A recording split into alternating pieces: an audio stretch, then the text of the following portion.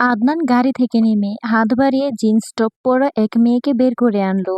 4 বছর ধরে দেখা শালুকের দুচোখ ভর্তি স্বপ্ন ভেঙে চুরমার হয়ে যেতে আর এক মুহূর্ত সময় লাগলো না সেই মুহূর্তে।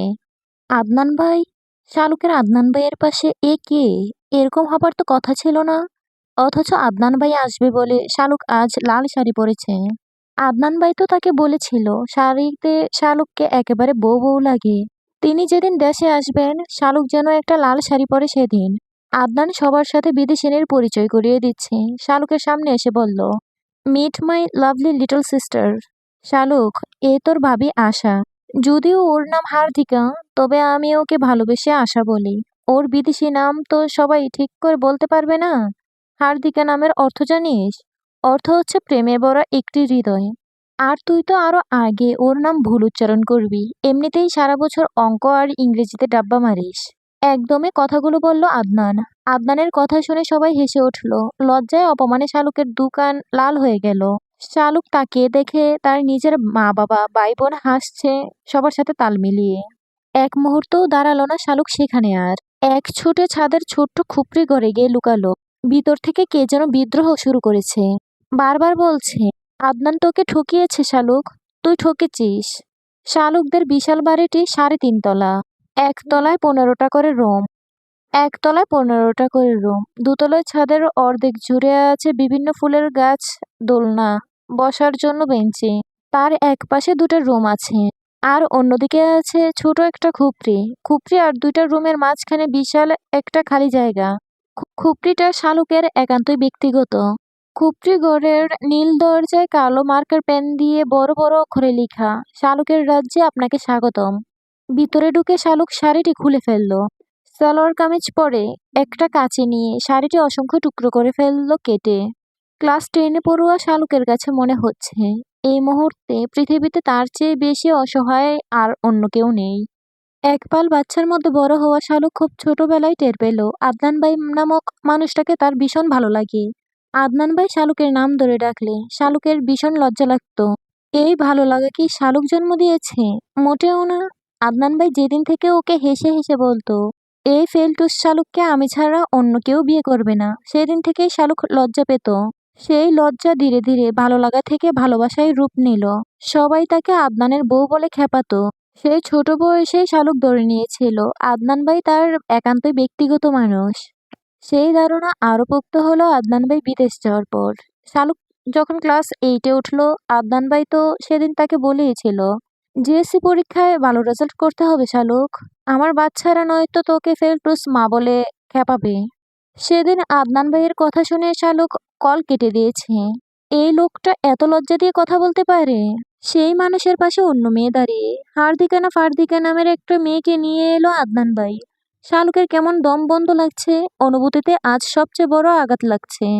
কিশোরী মনের প্রলয়ঙ্কারী ভালোবাসা আদনান ভাই বুঝলো না। বিছানায় উপুর হয়ে শুয়ে শালুক অঝরে কাঁদলো। শালুকের সেই কান্না একমাত্র সাক্ষী ছিল নীলাকাশ।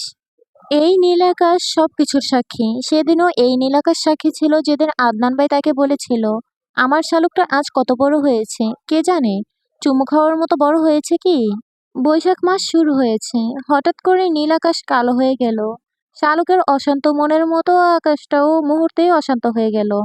কিছুক্ষণের মধ্যেই জমজমিয়ে বৃষ্টি নামলো। শালুক বৃষ্টিতে ভিজতে পারে না, বৃষ্টির পানিতে ওর অ্যালার্জি আছে। জানালা কাচের একপাশে দাঁড়িয়ে জানালার কাচের একপাশে দাঁড়িয়ে শালুক চোখের জলে বিসর্জন দিচ্ছে আর তার ব্যথায় ব্যথিত হয়ে আকাশের সমতলে বর্ষণ চালিয়ে যাচ্ছে। কিছুক্ষণ পরেই শালুক দেখতে পেল আদনান ভাই মেয়েটার হাত ধরে ছাদে চলে এসেছে। দুজন মিলে হাত ধরাধরি করে বৃষ্টিতে ভিজছে। শালুকের বুকের ভেতরে আগুন জ্বলে উঠল। হার্দিকা না ফার্দিকা মেয়েটার রিবন্ডিং করা সোজা তারের মতো চুলগুলো লাফালাফি করার কারণে মুখে এসে পেঁচিয়ে গেছে। জানালার উপাস থেকে শালুক দেখলো আদনান ভাই পরম যত্নে মেয়েটার চুল সরিয়ে দিচ্ছে মুখ থেকে। খিলখিল করে হেসে মেয়েটা তার মাথা নাড়াচ্ছে। তার কাঁধ সমান চুল আদনানের মুখে গিয়ে লাগছে। মুগ্ধ হয়ে আদনান তা দেখছে। মেয়েটা টুপ করে আদনানের গালে একটা চুমু খেলো। শালুকের কি প্রচন্ড রাগ হলো। জানালার পর্দা টেনে দিয়ে কোমর সমান চুলগুলো শালুক কাঁচি দিয়ে কেটে একেবারে গাড় পর্যন্ত নিয়ে এলো। তারপর এক অজানা সুখে মাথার চুল খামচে ধরে কাঁদতে লাগলো। আদনান ভাই অন্য কারো, এটা শালুক মানতে পারছে না। কিছুতেই না। এই ধ্রুব সত্যিটা কেন শালুকের সহ্য হচ্ছে না, শালুক জানে না। বৃষ্টি থামলো 2টা বাজার একটু আগে। শালুক তখনও ফুপিয়ে কাঁদছে। এত কষ্ট হচ্ছে কেন তার? নিজের কান্না কিছুতেই শালুক সামলাতে পারছে না। মতির মা এসে শালুকের খুপড়ের দরজার দুমদাম কিল মারতে লাগলো। তারপর চিৎকার করে ডেকে বলল, সবাই খাইতে বসছে। বড় চাচাই আপনারে ডাকে। তাড়াতাড়ি আইতে কইছে, নয়তো ছোট আম্মা কইছে ঝাড়ু নিয়ে আইব আপনার জন্য। বিদেশি ভাবির সামনে কি একটা বেজ্জতি হইবে না পা, আসেন তাড়াতাড়ি। বিদেশি ভাবি? শালুক করুণ হাসলো শব্দ দুটো শুনে। ভাবি? বাহ!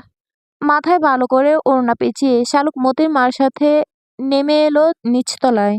বিশাল ডাইনিং টেবিলে 25টা চেয়ার। শালুকদের যৌথ পরিবার। বাবারা 3 ভাই, তাদের ছেলে মেয়ে, দাদা দাদি, বিধবা বড় ফুফু, তার ছেলে মেয়ে নিয়ে বিশাল বড় সংসার তাদের। শালুক যেতেই আশা বলল, তুমি আমার পাশে বসো শালুক। বিরক্তিতে ভ্রু কুঁচকে শালুক সরে গেল। বড় চাচার পাশে চেয়ার খালি ছিল, শালুক সেখানে গিয়ে বসলো। মেয়েটার মুখে বাংলা কথা শুনে শালুক কিছুটা আশ্চর্য হয়েছে। টেবিলে আজ বিভিন্ন পদের খাবার সাজানো, সবকিছু আদনানের উপলক্ষে করা।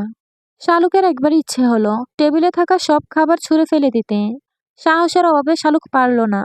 তবে অভিমান করে একটা কাজ করলো, নিজের অতি প্রিয় খাবারগুলোও খেলো না। ডাল আর করলা ভাজি দিয়ে মেখে মেখে ভাত খেতে লাগলো।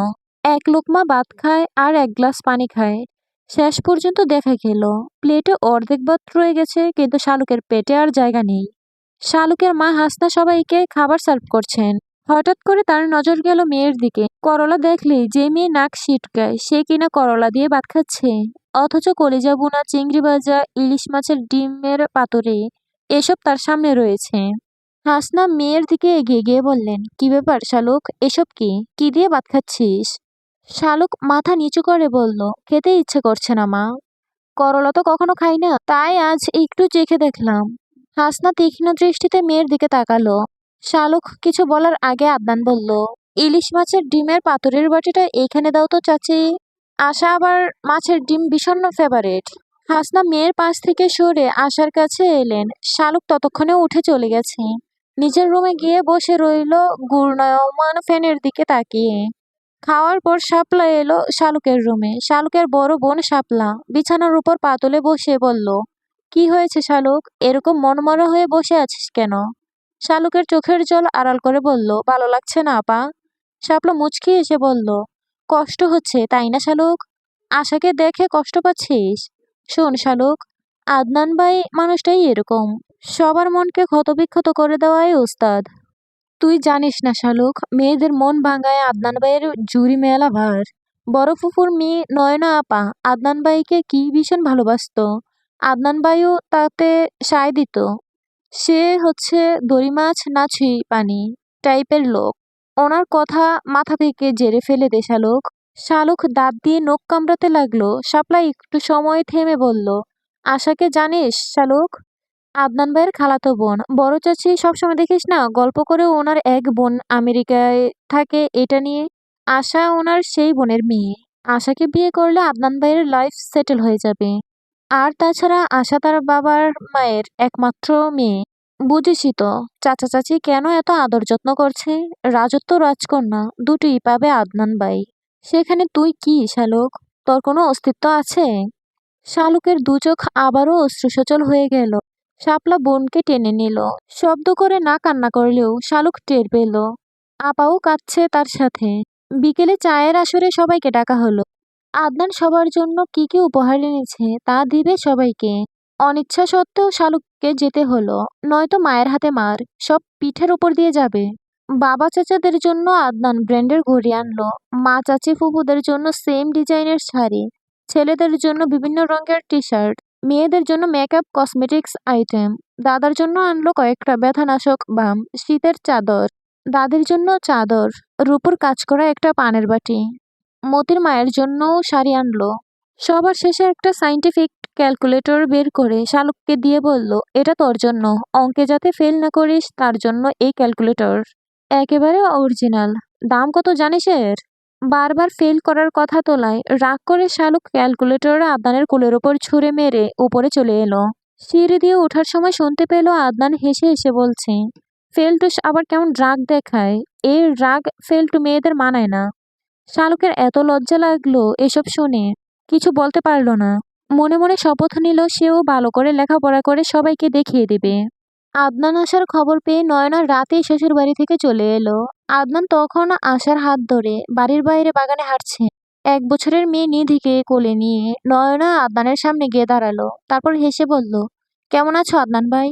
নয়নাকে দেখে আদনান ভূত দেখার মতো চমকে গেল। নয়নাকে এই মুহূর্তে আদনান এক্সপেক্ট করেনি।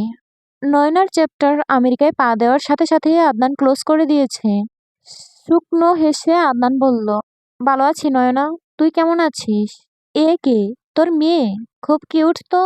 নয়না বাঁকা হেসে বলল, কিউট তো হবেই, আমি তো ফর্সা, মেয়ের বাবাও ফর্সা, এজন্য আমার নিধিও এত কিউট। নিধির নাম শুনে আদনানের বুক কেঁপে উঠল। নয়নার সাথে প্রেম থাকাকালীন আদনান বলেছিল তাদের মেয়ে হলে নাম রাখবে নিধি আর ছেলে হলে নাম রাখবে নিদ্র। নয়না সেটা মনে রেখেছে দেখে আদনান লজ্জিত হলো। আশাকে সেটা বুঝতে না দিয়ে সহজ গলায় বলল, ও আমার ফুফাতো বোন নয়না। আশা হাত বাড়িয়ে হ্যান্ডশেক করলো নয়নার সাথে। নয়নার বুকে এক অজানা ব্যথা শুরু হলো। এই ব্যথা সে গত 3 বছর ধরে বুকে মাটি চাপা দিয়ে রেখেছে। আদনান আশার হাত ধরে বলল, চলো বাসায় যাই। তোমার খিদে পেয়েছে নিশ্চয়ই, নাস্তা করবে চলো। নয়না মেয়েকে কোলে নিয়ে আদনানের গমন পথের দিকে তাকিয়ে রইল। এরপর বিড়বিড় করে বলল, প্রতারক।